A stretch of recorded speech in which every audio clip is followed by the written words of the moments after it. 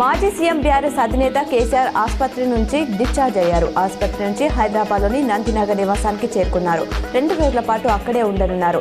2 రోజుల క్రితం ఆయన అస్వస్థతతో సోమాజిగూడ యశోద ఆసుపత్రిలో చేరిన సంగతి తెలిసిందే.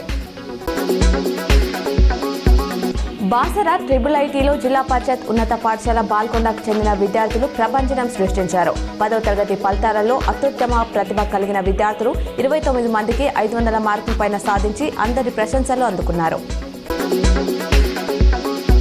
ఇటీవల కాలికి శస్త్రచికిత్స చేయించుకున్న మెదక్ ఎంపీ రఘునందన్ రావుని ఎంపీ అరవింద్ పరామర్శించారు. వారి ఆరోగ్యం గురించి అడిగి తెలుసుకున్నారు. నిజామాబాద్ నగరంలో ఇస్కాన్ ఆలయం నిర్మిస్తామని అర్బన్ ఎమ్మెల్యే ధన్పాల్ సూర్యనారాయణ గుప్తా తెలిపారు. నిజామాబాద్ నగరంలోని విజయలక్ష్మి గార్డెన్లో నిర్వహించిన ఇస్కాన్ సభలో ఆయన పాల్గొన్నారు. సాలూరా మండలంలో మొహరం పండుగను ముస్లింలు భక్తి శ్రద్ధలతో నిర్వహించారు. ఈ వేడుకలో భాగంగా లాల్ సాబ్ దర్గాలో ప్రత్యేక కార్యక్రమాలు జరిగాయి. భక్తులు దర్గాకు చేరుకొని తమ మొక్కులు తీర్చుకున్నారు.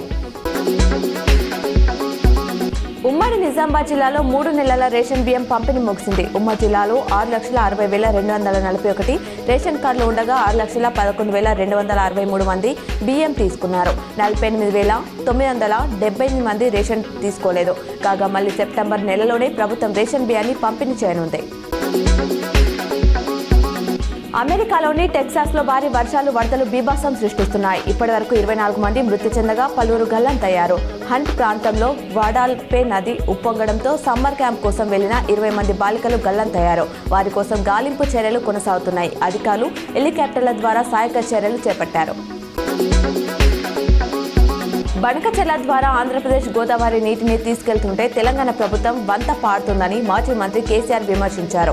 రేవంత్ రెడ్డికి నదులు బేసిన్ల గురించి కూడా తెలియదు, నల్లమల్ల తెలంగాణలోనే ఉందా అని అడుగుతున్నారు. నీళ్లు నిధులు నియామకాలు నినాదంతో మేము ఉద్యమం నడిపితే రేవంత్ వచ్చాక నీళ్లను ఆంధ్రాకు నిధులను ఢిల్లీకి పంపుతున్నారని ఎద్దేవా చేశారు.